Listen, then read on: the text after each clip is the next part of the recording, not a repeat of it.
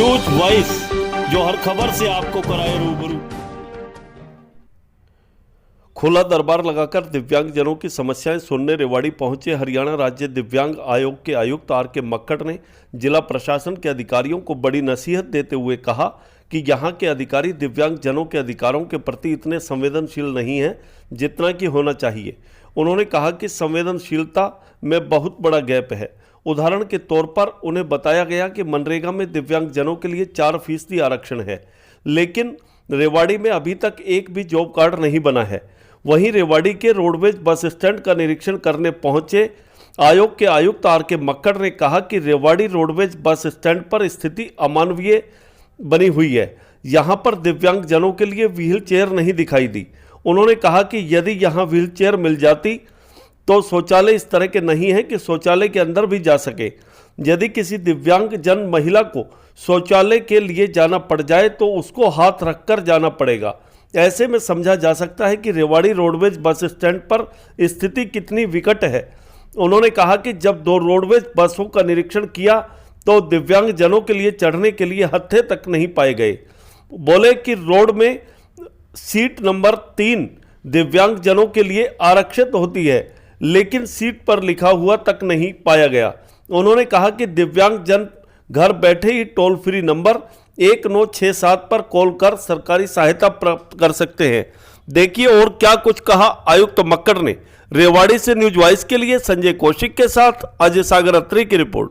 राजकुमार मक्कड़, राज्य आयुक्त दिव्यांगजन, वीरों और रणधीरों की इस धरती रेवाड़ी में, जहां दिव्यांगजन से संबंधित भारत सरकार और हरियाणा सरकार की विभिन्न योजनाओं के बारे में विस्तृत जानकारी देने के लिए आया हूं।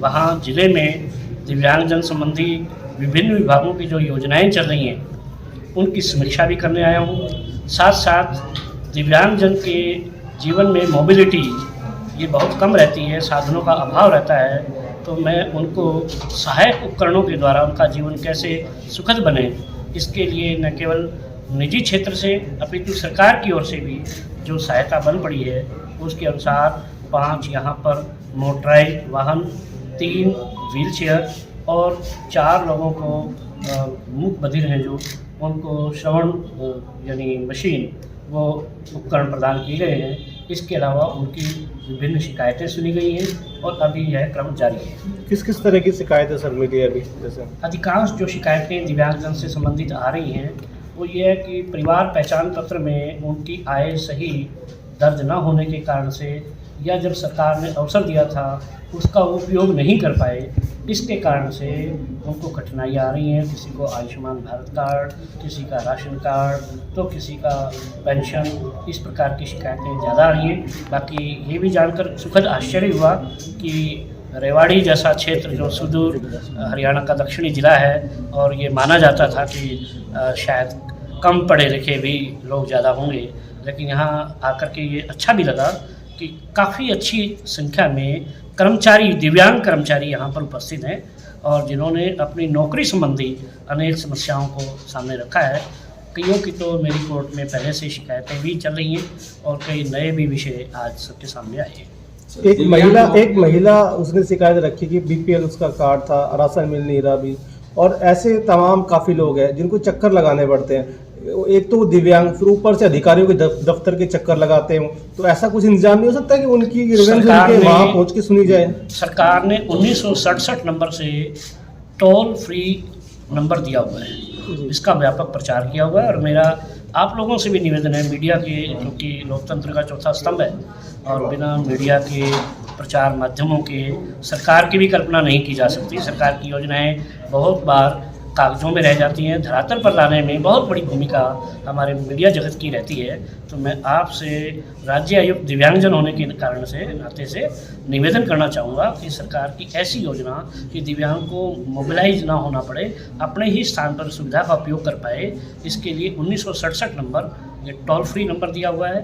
बीच में कुछ खराब की शिकायतें भी आई थी, लेकिन वो चालू है और सभी जगह पर अब वीडियो के माध्यम से ग्रामीण क्षेत्र में और शहरों के अंदर नगर परिषद के माध्यम से भी यह जो त्रुटियां हैं किसी की भी आय ज़्यादा लिखी हुई है या स्पेलिंग मिस्टेक है, कोई भी त्रुटि है, जब तक परिवार पहचान पत्र में आय दुरुस्त नहीं होगी, सरकार की विभिन्न योजना। ये हेल्पलाइन नंबर काम कैसे करेगा सर? अगर कोई बंदा फ़ोन करता है उस पर काम कैसे करता है? 1967 नंबर जैसे वो कॉल करेगा तो उसकी जो शिकायत है वो दर्ज कर ली जाएगी, मौखिक रूप से दर्ज कर ली जाएगी। उसको सरकार के अधिकारी अपनी ओर से वेरीफाई करेंगे, क्योंकि आय वेरीफाई करना है, किसी के कह देने भर से नहीं होगा कि मेरी आय तो 0 है जी, मेरी आय तो 100 रुपये है जी। जब तक सरकार उसको वेरीफाई नहीं करती 100 रुपये है कि 0 है कि 10 लाख है, तब तक वो चलेगा नहीं। हाँ, उसकी शिकायत है, वो शिकायत नोट हो गई, शिकायत का वेरिफिकेशन होगा, उस शिकायत का निस्तारण होगा। सर, आपने समीक्षा की है, समीक्षा मिला क्या है? समीक्षा में ध्यान में आया कि जिला के स्तर के जो अधिकारियों को जितनी मात्रा में दिव्यांगजन के अधिकार के प्रति संवेदनशील होना चाहिए, उसमें बहुत बड़ा गैप है। अभी ये भी ध्यान में आया कि आने से पूर्व कि मनरेगा में भी दिव्यांगजन का 4% आरक्षण है, लेकिन ज़िले में शायद ही किसी दिव्यांग का पंजीकरण जॉब कार्ड बना हो। तो सभी बीडीओ को, मेरे बगल में डीडीपीओ साहब बैठे हुए हैं, तो जिला परिषद के माध्यम से बहुत सारे विकास के काम होते हैं, बहुत सारे पंचायती राज के माध्यम से काम होते हैं। तो सभी बीडीओज की एक मीटिंग लेकर के और उसके बाद ग्राम के सचिवों की मीटिंग लेकर के, सरपंचों की मीटिंग लेकर के ये बताया जाए कि ठीक है, वो जिसका एक पैर नहीं, वो कस्सी तो नहीं चला सकता, लेकिन वो मस्टर रोल तो भर सकता है, वो हाजिरी तो गिन सकता है, ट्रक कितने आए कितने गए ये तो कर सकता है। तो जो काम आइडेंटिफाइड है और वो व्यक्ति कर सकता है, उस काम के लिए उसका भी पंजीकरण किया जाए। केंद्र सरकार 100 दिन का गारंटीड रोजगार देती है, तो वो रेवाड़ी जिले में लागू क्यों नहीं होना चाहिए? तो एक ये ध्यान में आया। इसी तरह से हरियाणा रोडवेज के बारे में मैं आते हुए यहाँ के बस स्टैंड का भी निरीक्षण करके आया, तो ध्यान में आया कि वहाँ व्हील चेयर जा ही नहीं सकती वॉशरूम में। अब भी महिला है, व्हील चेयर पर है, पहली बात तो व्हील चेयर उसकी चढ़ ही नहीं पाती, व्हील चेयर ही नहीं है वहाँ पर। और व्हील चेयर हो वो लेकर के अपनी भी लेकर के आ जाए तो अंदर वॉशरूम में जाए तो कैसे जाए? उसको ज़मीन पर हाथ रख करके जाना पड़ेगा। कितना मतलब अमानवीय है आज के समय में। और जहाँ गंदगी पड़ी है वहाँ वो हाथ रख करके और वो जाएगी, और फिर उसको कपड़े बदलने पड़ते हैं। तो इतना बड़ा वॉशरूम भी होना चाहिए कि जिसमें व्हील चेयर उसकी मुड़ भी जाए, वो भी नहीं मिला। ऐसे ही कुछ बसें मैंने देखी हरियाणा रोडवेज रेवाड़ी, जहाँ पे हत्थे नहीं है, तो बुजुर्ग चढ़े या दिव्यांग चढ़े बस में, उसको हत्था चाहिए अंदर चढ़ने के लिए, पकड़ करके अंदर चढ़ सके, वो भी ध्यान में नहीं आया। ऐसे 2 बसों में भी मैं चढ़ के आया। सीट नंबर 3 ये रिजर्व है दिव्यांगजन के लिए, लेकिन यहाँ किसी बस में लिखा ही हुआ नहीं है कि सीट नंबर 3 दिव्यांग आरक्षित है। तो ऐसे बहुत सारे विषय ध्यान में। कार्रवाई क्या करेंगे? आपने शिकायत देख ली, आप आज चले जाएंगे, उसके बाद होगा क्या? आज मैं जिला प्रशासन को चेता करके जा रहा हूँ, क्योंकि पहली बार शायद इतनी विस्तृत रूप में यहाँ बैठक हुई है, ये मैं ध्यान करा के जा रहा हूँ। 3 दिन पूर्व मैंने बैठक ली थी हिसार जिले की, जिला प्रशासन के लोग थे, पिछले रविवार को। वहाँ 2 काम शुरू हुए। हॉस्पिटल के अंदर उन्होंने ग्राउंड फ्लोर के ऊपर दिव्यांगजन के बैठने के लिए एक शेड बनाया, अलग से उनकी पंक्ति बनेगी हर सुविधा के लिए, ये किया। इसी तरह से हमारे नोडल एजेंसी है, नोडल अधिकारी हैं जिला समाज कल्याण अधिकारी, उनके कार्यालय के अंदर ग्राउंड पे है कार्यालय, तो ग्राउंड फ्लोर पे कार्यालय तो है, लेकिन उस कार्यालय में एक हेल्प डेस्क, यह स्थापना हर जिले में हो, यह आज मैं अधिकारियों को कह के जाने वाला हूँ। उस हेल्प डेस्क में दिव्यांग की कोई भी समस्या हो, एक व्यक्ति उसको अटेंड करने वाला होगा। ठीक है, वो सारी समस्याएं समाज कल्याण विभाग से नहीं होंगी, उसकी जिला परिषद से हो सकती है, उसकी नगर परिषद से हो सकती है। नगर परिषद की जो दुकानें हैं उसमें भी 5% आरक्षण है दिव्यांग का। इसी तरह से और जो हमारी मंडी बोर्ड है उनकी दुकानों में भी 5% आरक्षण है। अब कहोगे जी दुकान तो 8 है, उसमें 5% तो बैठता ही कुछ नहीं, तो रोस्टर बनेगा उसका। तो रोस्टर के अनुसार 1, 21, 41, 61 और 81 ये नंबर दिव्यांगजन के हैं। तो उसका भी मुझे लग रहा है कि अपने ज़िले में प्रचार नहीं है, दिव्यांगजन में भी नहीं है और अधिकारियों में भी नहीं है। ये दोनों बातें मुझे ध्यान में आई। सर, एक लास्ट क्वेश्चन, करीब 54,000 दिव्यांग थे हरियाणा में, तो अब उनकी संख्या कितनी है और कितनों को रोजगार दिया गया आपके विभाग की ओर से? मैं आपका आंकड़ा ठीक कर देता हूँ। 54,000 नहीं थे उस समय, हरियाणा में 2,54,000 थे और इस समय 10 लाख है।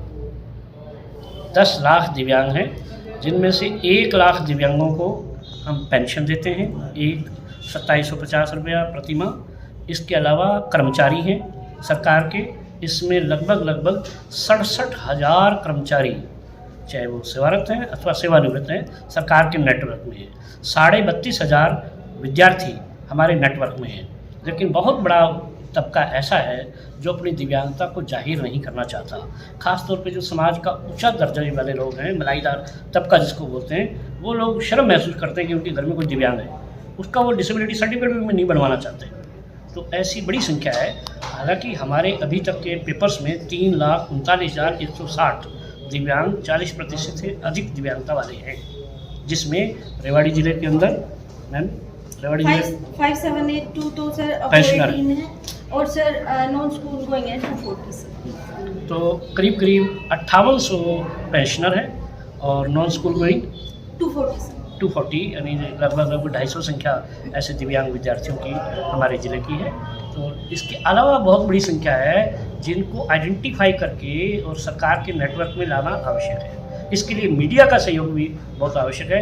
मैं एक निवेदन करूंगा, क्योंकि उन्होंने प्रश्न अंतिम कहा था, तो उनका निवेदन है, तो मेरा भी एक निवेदन है, वो मीडिया से ये है कि आप दोनों पक्ष दिव्यांग के सामने लेके आइए।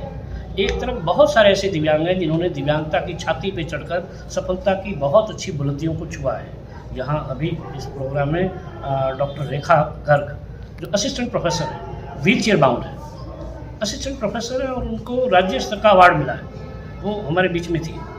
डॉक्टर सुनील बैठे हैं सामने गार्ड, या डॉक्टर अभी SDO बने हैं, ये पीछे बैठे दिव्यांग हैं, व्हील चेयर नहीं है लेकिन लोकोमोटर है। कितने % है? हाँ, ऐसे हजारों हैं। उनके जीवन चरित्र को सामने लाइए। दूसरी तरफ दिव्यांगों का जो अधिकार है जहाँ नहीं मिल रहा, जैसे रेवाड़ी के बहुत सारे मैंने बैंक देखे हैं जहाँ 3-4 सीढ़ियाँ हैं। अब दिव्यांग को खाता खुलवाना है, पैसे निकलवाने हैं, कोई काम है, वो कैसे जाए?